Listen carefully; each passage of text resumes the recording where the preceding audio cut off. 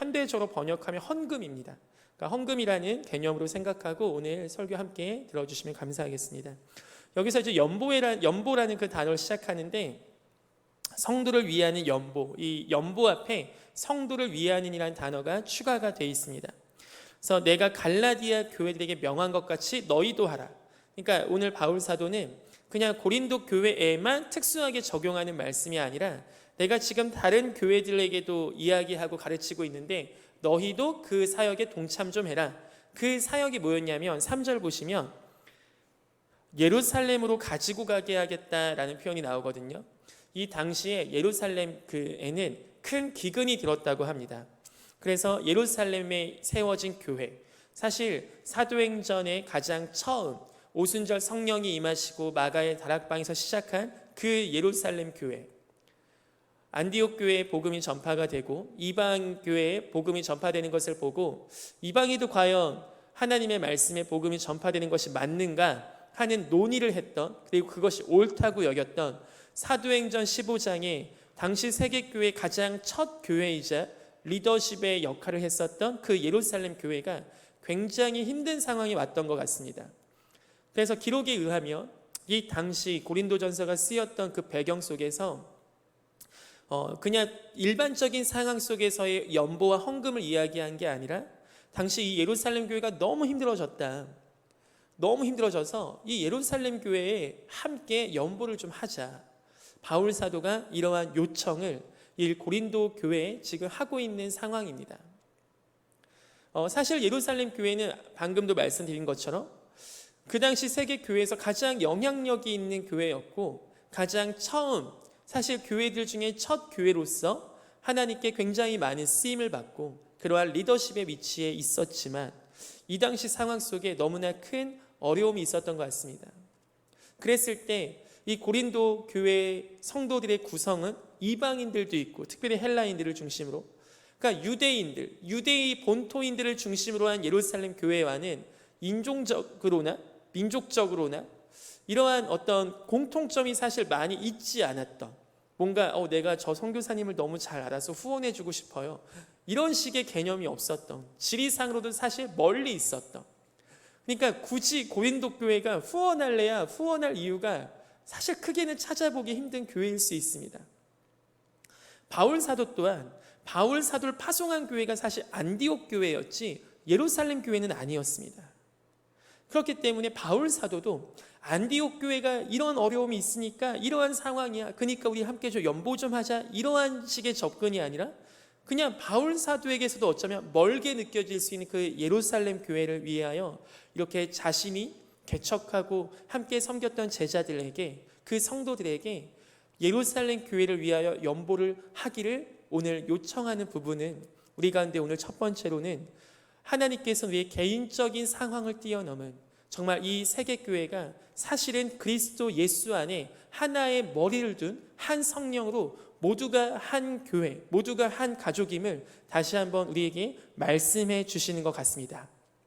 즉 한가한 교회만 한 교회가 아니라 사실은 온 우주, 이 온 전 세계에 퍼져 있는 그리스도 예수를 주라고 고백하는 모든 성도들의 무리가 사실은 하나님께서 보실 때는 한 가족이요 한 교회임을 믿습니다.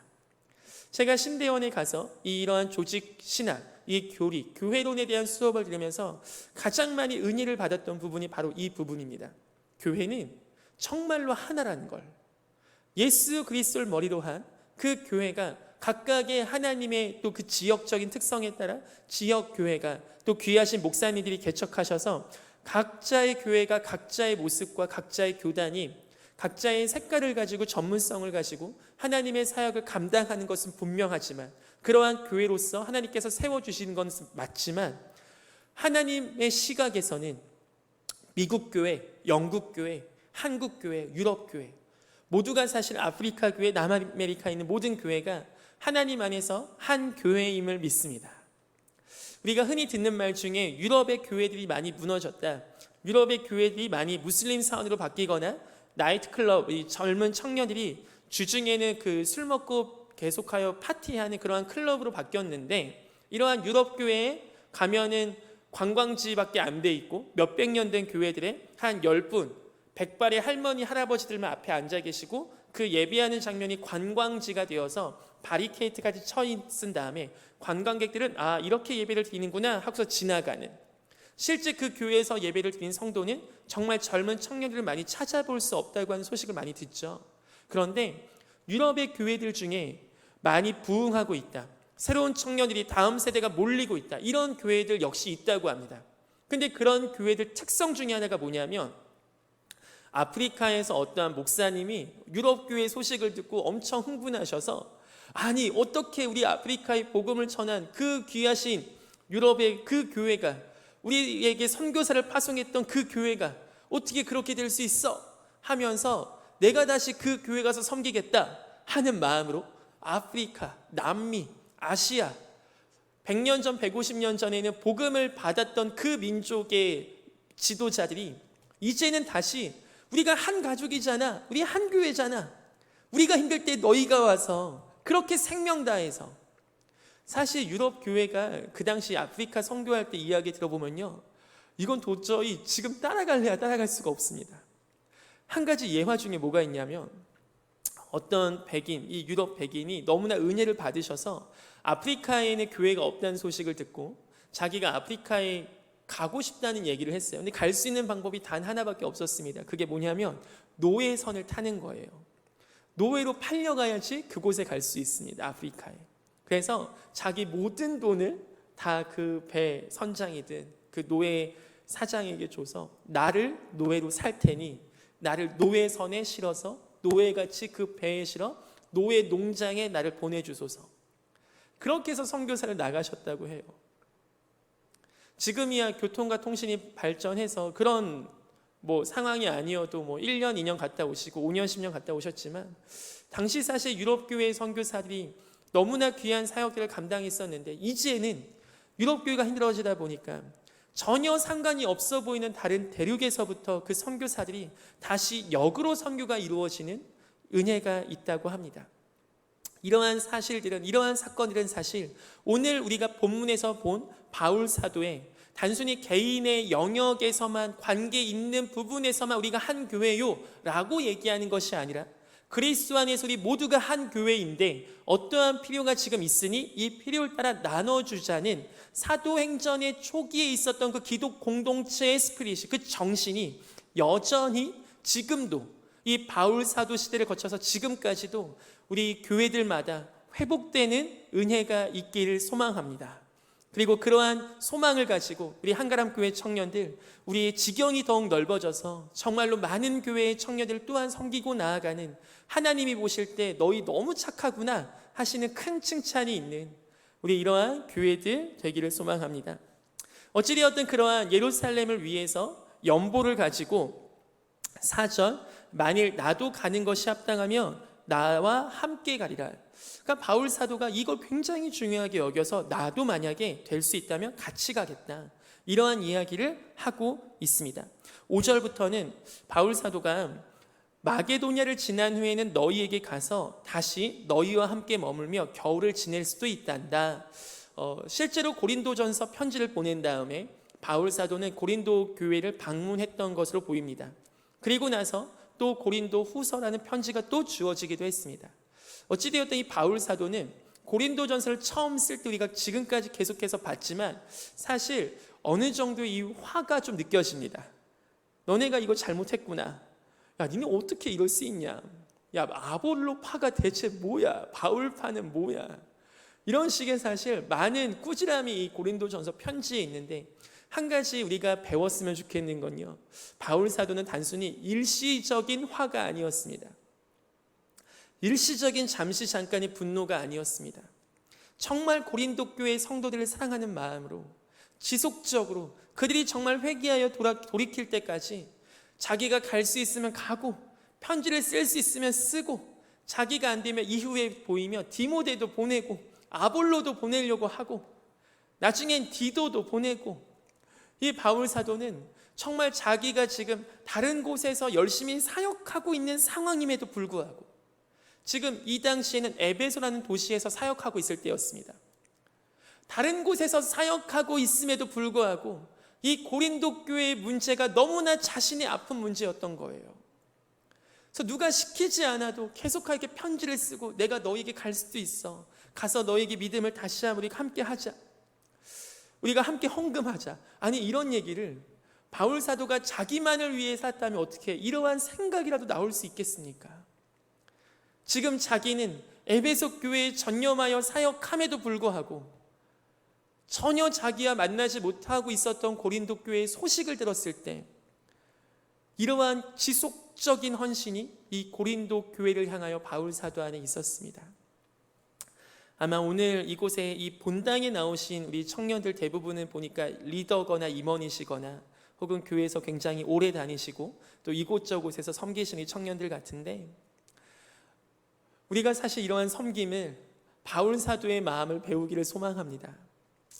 잠시 잠깐 열정으로 했다 하고서 끝나는 게 아니라 정말 그 한 영혼을 위해서, 정말 그 한 사람을 위해서 지속적이고 정말 끈질기고 정말 야곱과 같이 씨름하는 그 마음으로 하나님을 붙들고 그 영혼을 붙들 수 있는 그 영적 끈기, 그 내공이 우리 청년들 안에 계속하여 세워지고 이루어지기를 소망합니다. 7절, 이제는 지나는 길에 너희 보기를 원하지 아니하노니 이는 만일 주께서 허락하시면 얼마 동안 너희와 함께 머물기를 바람이라. 그런데 8절, 내가 오순절까지는 에베소에 머물려고 한다. 9절, 내게 광대하고 유효한 문이 열렸으나 대적하는 자가 많음이라. 실제로 바울 사도가 가장 오랫동안 사역했던 것이 에베소입니다. 약 3년 정도 사역했다고 알려져 있습니다. 이 고린도 교회에서는 1년 6개월 정도 사역했고요. 그러니까 고린도 교회에서 1년 6개월 사역하다가 그 다음 에베소 교회에서 약 3년 정도 사역을 한 겁니다. 그런데 이 바울 사도가 에베소에서 사역할 때 에베소서를 보면 굉장히 많은 영적인 능력과 은사가 일어났어요. 에베소 교회에서도 큰 부흥이 그곳에 있었습니다. 그래서 이 교회를 정말로 정밀하게 세웠던 그 교회론에 대해서 굉장히 구약에서부터 신약에 이르기까지 굉장한 교리적인 내용을 담고 있는 곳이 또한 에베소서예요.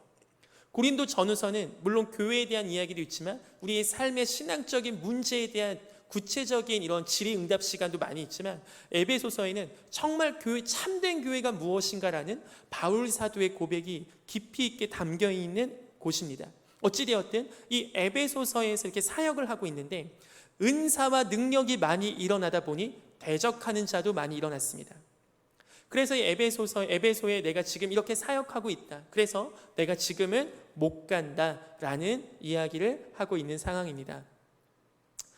하나님께서 우리 바울 사도를 이렇게 자신의 부르심을 따라서 그곳 가는 곳마다 무언가 은사가 나타나고 능력이 나타나고 또한 대적하는 자가 일어나는 것을 볼 때 우리 귀한 한가람교회 청년들도 가는 곳마다 하나님의 은혜와 함께 대적하는 자가 많아지는 역사가 일어나길 소망합니다. 자, 여기서 아멘 하셔야 돼요. 아멘 하세요. 아멘. 여러분이 우리가 신앙생활을 하면서 한 번도 대적하는 자를 만나지 못했다. 한 번도 나는 교회 다니는 것, 예수 믿는 것 때문에 뭔가 대적을 당해본 적이 없다. 그러면 바울 사도와 이야기하기, 천국 가서 바울 사도와 이야기하기 약간 대화할 주제가 없을 수도 있습니다. 물론 이것이 지금 구원의 문제요, 이거 없으면 천국 못 간다 이런 얘기 절대 아니에요. 한 가지 소망하는 건 정말 우리가 예수의 흔적을 닮아가길 소망한다는 겁니다. 교회 다니고 세상에서도 성공합시다, 이러한 메시지로만 여러분 이 시대 못 버팁니다. 그냥 교회 다니면서 세상에서도 적절하게 칭찬받고 좋은 사람으로 알려지고 나이스한 사람으로 인정받자, 물론 이것 또한 우리 가운데 필요합니다. 왜냐하면 교회 다니면서 사람을 사랑해야 되니까요. 세상을 우리가 무조건 적대시하고 세상은 무조건 나빠, 나는 세상과 놀지 않을 것, 이건 역시 이분법적인 사고이기 때문에 옳지 않습니다. 우린 세상에 가서 친구들과 교제하고 만나고 대화하고 그러한 세상에서의 삶 역시 주님께서 우리 가운데 주시는 귀한 삶 중에 하나입니다. 하지만 그럼에도 불구하고 바울 사도가 가는 곳마다 하나님의 은혜와 능력이 함께 일어나는 것처럼 대적하는 자들이 있음에도 불구하고 이 광대하고 유효한 문, 하나님의 은혜가 흘러가는 통로가 열려가는 것, 얼마나 귀합니까?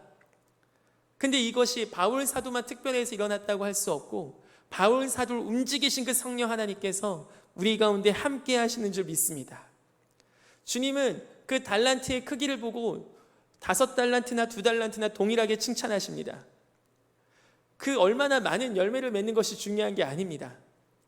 우리가 가는 곳에서 지극히 작은 자 한 명에게 예수 그리스도와 같이 하며 주님은 그걸로 너무나 큰 칭찬을 우리 가운데 하십니다. 얼마나 감사합니까? 똑똑하지 않아도 돼요. 말 잘하지 않아도 돼요. 공부 잘하지 않아도 되고 돈 안 많아도 돼요. 그냥 나한테 있는 거, 그냥 나한테 주신 거 하나님의 마음으로 하나님의 사랑으로 그 누군가를 섬기면 우리 하나님이 너무나 기뻐하신다고 하신 것이 주님께서 우리 가운데 말씀하신 이 섬김의 은혜입니다. 광대하고 유효한 문입니다. 한 명, 죄인 하나가 회개하여 돌아오는 것이 천국의 잔치라고 하는데 하나님의 가장 큰 기쁨이라고 하는데 우리 사랑하는 청년들, 우리 가운데 하나님은 우리가 못하는 것 시키시는 분이 아니십니다. 우리 가운데 주어진 삶 속에 우리 가운데 주어진 관계 가운데서 주께서 열어주시는 광대하고 유효한 문을 대적하는 자들을 두려워하지 않고 십자가 복음을 입으로 삶으로 전하는 우리 귀한 사랑하는 청년들 되시기를 소망합니다. 10절 말씀 보시면 디모데가 이르거든 너희는 조심하여 그로 두려움이 없이 너희 가운데 있게 하라. 디모데는 바울 사도의 영적인 아들로 우리가 잘 알고 있죠. 그래서 목회적인 이 멘티로서 디모데를 굉장히 신뢰합니다. 그런데 이 디모데가 나이가 연소했기 때문에 바울 사도는 디모데를 먼저 보내기 전에 이 고린도 교회 성도들에게 당부합니다. 디모데가 갈 텐데 너희가 그를 잘 섬기고 그를 조심스럽게 대하라고. 이는 그도 나와 같이 바울 사도가 나의 제자다, 나의 아들이다, 어떠한 이러한 표현이 아니라 자신과 동격으로 여깁니다. 자신과 동역하는 나와 같은 자다, 나와 같이 주의 일에 힘쓰는 자이다. 이러한 고백과 이러한 설명으로 디모데의 사역의 장을 열어주려고 합니다. 왜? 디모데를 왜 보냅니까? 바로 고린도 교회의 믿음을 견고하게 하기 위해서입니다. 오늘 이 고린도 전서에서의 계속된 지속적인 바울 사도의 목적은 고린도 교회 성도들 가운데 믿음으로 다시 한번 세워지기를 바라는 마음으로 디모데까지 보내려고 하는 상황입니다. 11절 그러므로 누구든지 그를 멸시하지 말고 평안히 보내어 내게로 오게 하라. 나는 그가 형제들과 함께 오기를 기다리노라. 12절 형제 아볼로에 대하여는 그에게 형제들과 함께 너희에게 가라고 내가 많이 권하였을 때 지금은 갈 뜻이 전혀 없으나 기회가 있으면 가리라. 아볼로라는 단어는 이 사람 이름은 계속 들어보셨죠? 바울파요, 아볼로파요. 이 아볼로는 굉장히 유려한 이 설교자였다고 알려져 있습니다. 그래서 많은 사람들이 아볼로를 따르고 아볼로를 통해 그리스도의 복음이 더욱더 견고하게 신앙으로 자리 잡혔다고 하죠. 바울 사도는 개척자, 이 아볼로는 물을 준 자. 심은 자는 바울이고 물을 준 자는 아볼로고 자라나게 하시는 이는 하나님이시라고 그 3장에서도 이 바울 사도가 얘기했던 그 아볼로입니다. 어쩌면 바울 사도 안에 시기와 질투가 있었다면 이렇게 아볼로를 추천하고 아볼로가 너희 갔으면 좋겠고 아볼로파가 커지는 것을 견제했다면 아마 바울은 아볼로에 대한 언급을 안 했겠죠. 진짜 바울 사도는 자신의 열매, 자신의 어떠한 이런 게 아니라 정말 그 고린도 교회가 잘 됐으면 좋겠는 그 마음이 너무나 느껴지는 것 같습니다. 우리 사랑하는 형제 자매 여러분, 하나님의 사역은 굳이 나를 통해서만 이루어지지 않아도 된다고 생각합니다. 하나님의 사역은 나를 통해서 멋지게 이름이 남고 내가 어떠한 좋은 선배로만 기억에 남지 않아도 된다고 생각합니다. 왜냐하면 사람들의 생각과 기억 속은 사실은 영원하지 않습니다. 오늘 이 바울 사도와 같이 정말 우리가 이 한가람 교회 공동체를 사랑한다면 또한 그러한 자리로 우리들을 부르셨다면 우리의 이름과 우리의 어떠한 소망과 우리의 어떠한 영향력만을 생각하는 것이 아니라 정말 우리 한가람 이 교회 공동체를 사랑하는 마음으로 함께 섬기는 우리 한가람 청년부가 되기를 소망합니다. 오늘 말씀 본문에서 첫 번째 주제였던 이 연보에 대해서만 마지막 정리하고 오늘 말씀을 마치려고 합니다. 2절 가시면 매주 첫날에 너희 각 사람이 수입에 따라 모아두어서라는 표현이 있습니다. 바울 사도가 자기가 갔을 때에 연보를 하지 말아라, 이런 얘기예요. 무슨 얘기냐면 준비 없이, 정성 없이 바울 사도 오셨다, 어떡하지? 야 빨리 모아, 이런 식으로 하지 말라는 거예요. 가기 전부터 미리미리 매주 첫날, 이 매주 첫날은 창조의 원리에 의하면 안식일이 7번째 날이고 안식 후 첫날 예수께서 부활하셨기에 그 주의 날이라고 얘기하는 겁니다. 매주 첫날. 그래서 주일을 지키는 거죠. 즉 매주 첫날에 하라는 건 뭐냐면 매주 첫날이 지금의 주일이거든요. 그러니까 주일날 모여서 뭘 했겠습니까? 예배를 드린 겁니다. 그러니까 예배 때 뭘 하라고 한 거냐면 연보를 하라고 한 거예요. 즉 이 말씀의 구절 또한 물론 여러 구절이 있지만 우리가 지금의 예배에서도 헌금 시간이 공예배 안에 있는 것이 사실은 바울 사도 또한 우리가 함께 모여서 연보하고 헌금하고 예배 예식 가운데도 있는 것이 맞습니다. 청년들 중에 이런 것에 대해서 불편해하는 청년들이 있을 수 있지만 여러분, 이 시대의 상황에 따라 교회가 우리의 본질까지 변화시킬 필요는 없습니다. 이 말씀에서 분명하게 이야기하고 있어요. 매주 첫날 이 주의 날에 너희가 모여서 예배를 드릴 때 함께 미리 연보를 하라고, 그걸 모아서 함께 나중에 예루살렘으로 갈 때까지 내가 갔을 때 급하게 하지 말고, 이러한 식의 메시지가 바로 이 연보, 이 헌금, 고린도 교회에도 마지막 바울 사도가 당부하는 겁니다. 이 연보에 대한 이야기는 사실 모든 신앙적인 주제가 다 끝난 뒤 결론 가장 앞부분에 있습니다. 부활신앙 다음에 있죠. 우리가 영원한 것을 사모할 때, 영원한 것에 대한 확신이 있을 때 사실 하나님께 드리는 이 헌금과 연보는 그 맥락 속에서 본다면 사실 너무나 작은 것을 드리는 게 아니겠습니까? 그런데 이 말씀 우리 청년들, 저는 정말 너무 가난한데요, 저는 정말 지금 너무 힘든데요, 헌금하는 게 너무 힘든데요, 이런 청년들이 있을 거라 생각해요. 이 얘기를 오늘은 좀 복음서에 나온 이야기를 잠깐 예로 들고 싶습니다. 아마 우리 이 연보 헌금 딱 하면은 그 매칭되는 복음서 이야기가 두 가지가 있거든요. 하나는 300데나리온 향유옥합을 드린 그 여인이 생각나고, 하나는 과부의 두 렙돈이 생각이 납니다. 우리 잠깐 그 말씀을 좀 찾아보시죠. 누가복음 21장 1절부터 4절까지거든요. 아마 내용에 대해서는 다 아시기 때문에 그냥 찾아만 보시면 이 말씀이구나 하실 겁니다. 제가 빨리 읽을게요. 누가복음 21장 1절에서 4절까지입니다.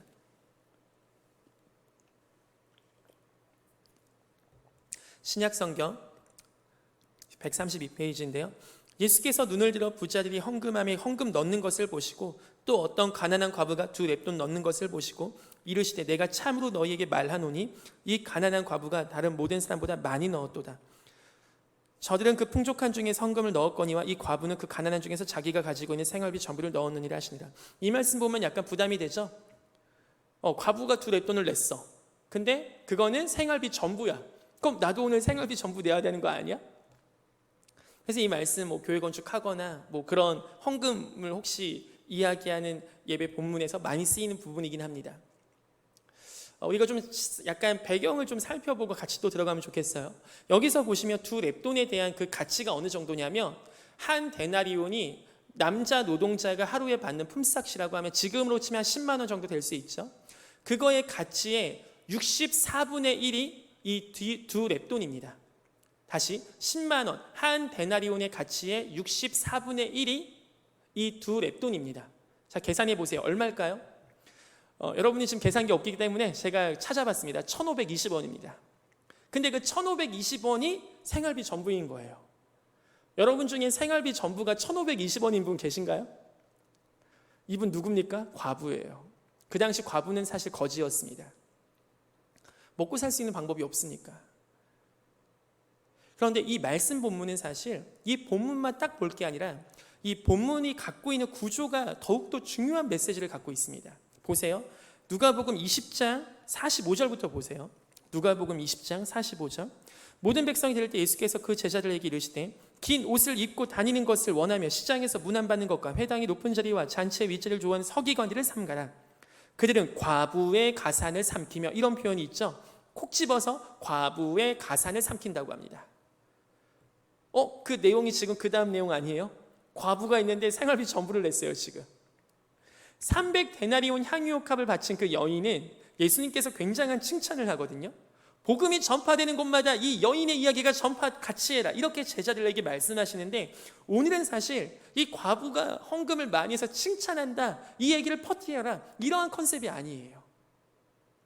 종교 지도자들, 이 서기관들이 굉장히 과부의 과산을 삼킨다는 표현을 했는데, 이게 어떠한 맥락에서 나왔냐, 그 뒤를 보세요. 21장 5절 성전 이야기가 나옵니다. 어떤 사람들이 성전을 가리켜 그 아름다운 돌과 현물로 꾸민 것을 말하며 예수께서 이르시되 너희 보는 이것들이 날이 이르며 돌 하나도 돌 위에 남지 않고 다 무너뜨려지리라. 맨 처음에는 서기관들, 이 종교 지도자들이 과부의 가산을 삼킨다는 이야기가 나오고, 그 다음은 이 과부가 두 렙돈을 넣는 이야기가 나와서 생활비 전부를 내었다는 이야기가 나오고, 그 다음은 성전이 화려한 헌물들과 이 금으로 화려한 돌들로 세워진 것에 대해 얘기합니다. 이 당시 성전은 솔로몬이 세운 성전이 아니고 헤롯이 세운 성전이었어요. 왜 헤롯은 성전을 세웠을까요? 시간이 없어서 간단히 얘기하면, 헤롯은 유대인이 아니었습니다. 로마가 유대 지역을 통치할 때 이 유대 민족주의가 너무나 강한 걸 느끼고, 유대인 중에 왕을 세우면 다윗 같은 왕처럼 다시 이들이 민족적으로 종교적으로 뭉쳐서 로마의 반기를 들 것은 이 로마 똑똑한 사람들이 알았던 것 같아요. 그래서 유대인이 아닌 에돔 사람이었던 헤롯을 그 유대를 다스리는 왕으로 세웁니다. 근데 헤롯은 그래서 이 컴플렉스가 있었던 거죠.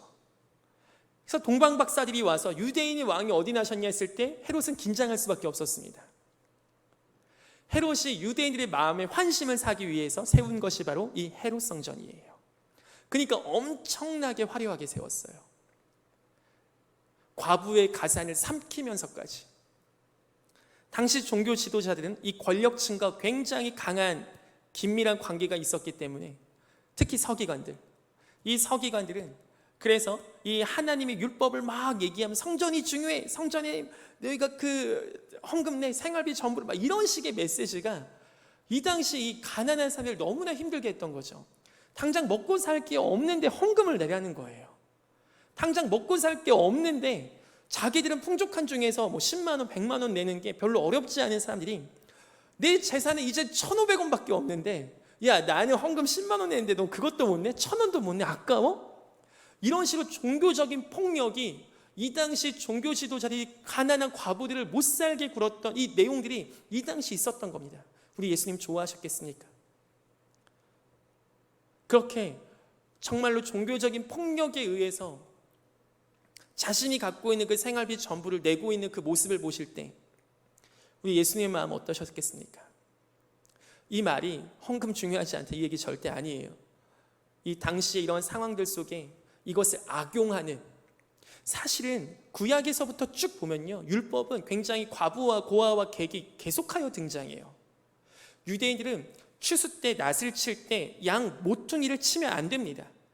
양 모퉁이는 치면 안 되는 곳이에요. 왜 그렇습니까? 자기 땅인데도 불구하고 과부와 고아와 객을 위해서 남겨주라고 하셨습니다, 하나님께서. 그리고 한 번 낫을 들어서 추수하면 그 다음 한 번 털고 두 번 털고 하면 안 됩니다. 한 번 털고 끝나야 돼요. 그리고 땅에 떨어진 거 주스면 안 돼요. 남는 거 누가 가져가라고? 과부와 고아와 객이 가져가라고. 왜 그렇습니까? 그게 하나님의 마음입니다. 그것이 하나님의 율법에 계속하여 녹아있던 과부와 고아와 나그네들, 사회적인 약자들을 위해서 이 하나님의 율법엔 그러한 정신들이 계속하여 녹아있어요. 하나님을 사랑하라, 이웃을 사랑하라. 그런데 이 당시 종교 지도자들은 그렇지 않았던 거죠. 그들의 헌금 많이 하는 것을 자랑하면서 그것을 모두에게 각자 적용하게 하려고 했던 겁니다. 종교개혁이 일어났던 여러 가지 배경이 있지만 그 중에 또 하나가 뭡니까? 사실 성 베드로 성당을 짓고 이것에 대한 재정을 충당하기 위해서 결국은 구원의 교리까지 건드는 면죄부까지 판매해서 이 종교 권력이 돈을 벌려고 했던 거 아닙니까? 예수님의 마음과 예수님의 사랑에는 그것이 전혀 그것을 가르치고 있지 않아요. 그렇다면 오늘 바울 사도는 다른 측면에서 어떻게 성도를 위한 연보에 대해서 이야기합니까? 바로 가난한 자들을 위해서, 가난한 예루살렘 교회를 위해서 고린도전서 16장 2절 가장 중요한 이야기 중에 하나는 각 사람입니다. 연보는 각 사람이 하는 겁니다. 누가 대표로 하고 끝나는 게 아니에요. 각 사람이 하는 건데 어떻게 하는 거냐면 수입에 따라라고 얘기합니다. 각 사람이 수입에 따라 하는 것이 연보입니다. 하나님은 금액을 보지도 않으세요. 하나님은 금액에 대해서 중요성을 두지도 않으세요. 몇 억을 헌금했구나, 몇 천만 원을 헌금했구나, 그것이 하나님의 마음 가운데 이렇게 나눠져 있다고 성경에서 가르치고 있지 않습니다. 단 각 사람의 수입에 따라 억지로나 인색한 마음으로 하는 것이 아니라 우리가 받은 하나님께 감사한 마음으로 우리가 절기를 따라 혹은 마음을 따라 그렇게 헌금 생활을 하고 연보를 하게 하는, 그것이 이 바울 사도가 오늘 고린도 교회에 이야기하고 있는 연보의 원칙입니다. 우리 사랑하는 한가람 청년 여러분, 우리 청년들의 헌금 생활은 어떻게 되고 계십니까? 저는 사실 여러분이 얼마나 헌금하는지 잘 모릅니다. 그리고 그거는 저의 영역이 아니라고 생각합니다.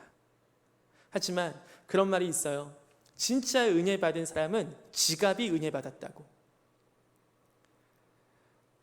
지갑이 은혜 받았다는 말이 무엇입니까? 제가 우리 아내한테 얘기할 수 있죠. 여보, 내가 사랑해, 사랑해, 사랑해. 그런데 돈은 한 푼도 안 주는 겁니다.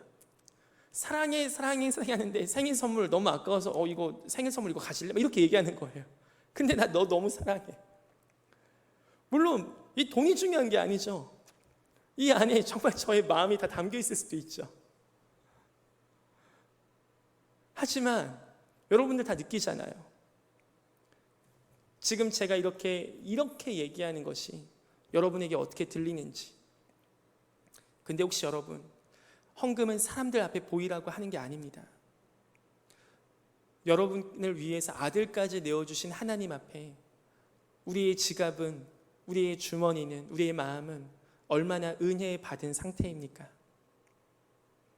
억지로 얼마를 채워야 되는 게 아닙니다.